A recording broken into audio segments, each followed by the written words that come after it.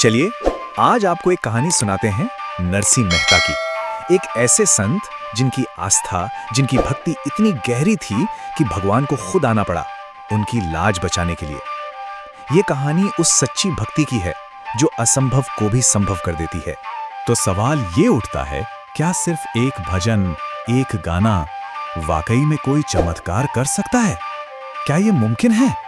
चलिए आज इसी सवाल का जवाब ढूंढते हैं इस कहानी के जरिए। तो सबसे पहले मिलते हैं इस कहानी के हीरो से, नरसी मेहता।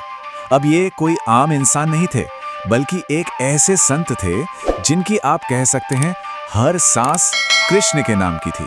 उनका पूरा जीवन ही कृष्ण की भक्ति के लिए था। नरसी मेहता थे एक भक्त। अब भक्त का मतलब क्या होता है? एक ऐसा इंसान जिसके लिए भगवान से प्यार ही सब कुछ है।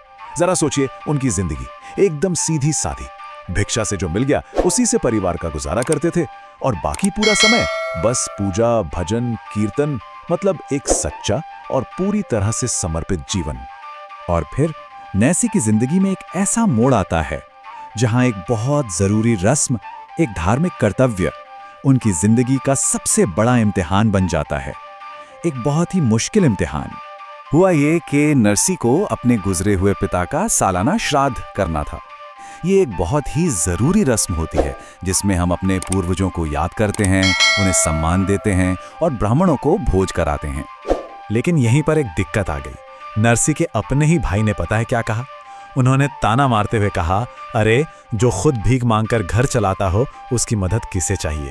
जाओ अपने घर पर अपनी हैसियत के हिसाब से श्राद्ध कर लो। ये सिर्फ शब्द नहीं थे, ये एक खुली चुनौती थी। और बात यहीं खत्म नहीं हुई। जैसे ही ये खबर गांव में फैली, लोगों ने और वहां के पुजारी ने मिलकर एक साजिश रची। उनका मकसद था नरसी को सबके सामने बेइज्जत करना। जो एक पारिवारिक जिम्मेदारी थी, अब वो उनके मान सम्मान की लड़ाई बन गई थी। और वो साजिश क्या थी? उस पुजारी ने नरसी के घर श्राद्ध के भोज के लिए 1-2 नहीं, 10-20 नहीं, पूरे 700 ब्राह्मणों को न्योता भेज दिया। 700! जरा सोचकर देखिए, एक गरीब भक्त जो भिक्षा पर जीता है, वो इतने लोगों को खाना कैसे खिला सकता था? ये तो नामुमकिन था, सरासर नामुमकिन। अब इस नामुमकिन से हालात में नरसी की सारी उम्मीद एक बहुत ही छोटी सी लेकिन जरूरी चीज पर आके टिक गई। वो था घी। रस्म के लिए घी तो चाहिए ही था, तो अब वो बेचारे किसी तरह घी का इंतजाम करने की कोशिश में लग गए। तो नरसी पहुंचे बाजार, लेकिन जेब में तो एक पैसा भी नहीं था। उन्होंने सबसे मदद मांगी पर किसी ने उधार नहीं दिया। आखिर में बस एक दुकानदार तैयार हुआ, लेकिन उसकी भी एक अजीब शर्त थी। उसने कहा, पैसे नहीं है तो कोई बात नहीं, घी के बदले में एक भजन सुना दो। और बस नरसी को और क्या चाहिए था? ये तो उनका सबसे पसंदीदा काम था। जैसे ही उन्होंने गाना शुरू किया, वो सब कुछ भूल गए। वो भजन में ऐसे डूबे, ऐसे खो गए कि उन्हें ये याद ही नहीं रहा कि घर पर सब उनका इंतजार कर रहे हैं, कि एक बहुत जरूरी रस्म रुकी हुई है। तो एक तरफ नरसी बाजार में भजन में मग्न थे, लेकिन सवाल यह है कि उस वक्त उनके घर पर क्या हो रहा था। यहीं से कहानी में असली चमत्कार शुरू होता है। तो हुआ यूं कि जब नरसी घर पर नहीं थे, तब वहां एक ऐसी घटना घटी जिसकी किसी ने कभी कल्पना भी नहीं की होगी। उनके घर एक ऐसा मेहमान आया जो किसी को भी हैरान कर देता।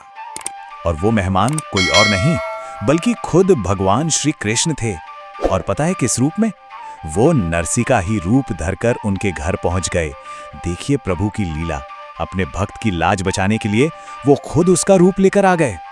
और फिर जो हुआ वो तो एक चमत्कार था। नरसी के भेष में आए कृष्ण ने उन पूरे 700 ब्राह्मणों को ऐसा शाही भोज करवाया कि सब देखते रह गए। सिर्फ इतना ही नहीं, हर एक मेहमान को दक्षिणा में सोने का एक सिक्का भी दिया। श्राद्ध की रस्म पूरी तरह से संपन्न हुई और हर एक मेहमान खुश होकर आशीर्वाद देता हुआ वहां से गया।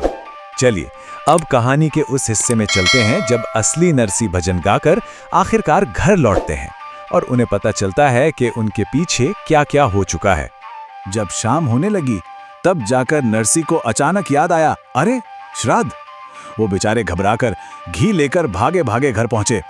उन्हें लग रहा था कि बहुत देर हो गई, पर वो इस बात से पूरी तरह अनजान थे कि वो देर से आकर भी बिल्कुल सही समय पर पहुंचे थे।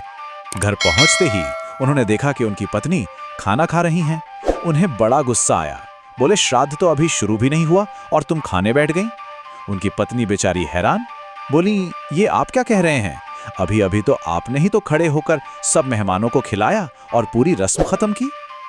आप सोचिए, एक ही घर में दो अलग अलग हकीकतें आमने सामने खड़ी थी। और बस अपनी पत्नी की बात सुनते ही नरसी की आंखों के आगे सब साफ हो गया। वो एक पल में समझ गए कि ये सब किसने किया है।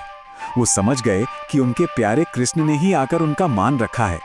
उन्होंने हाथ जोड़कर बस इतना ही कहा, हे मेरे प्रभु, हे मेरे दयालु भगवान, इस गरीब भक्त की लाज आपने ही रखी है।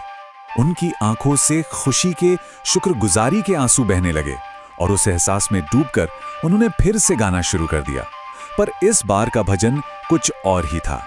ये सिर्फ एक भक्त का भजन नहीं था, ये उस इंसान का भजन था जिसने अपने भगवान को साक्षात महसूस किया था।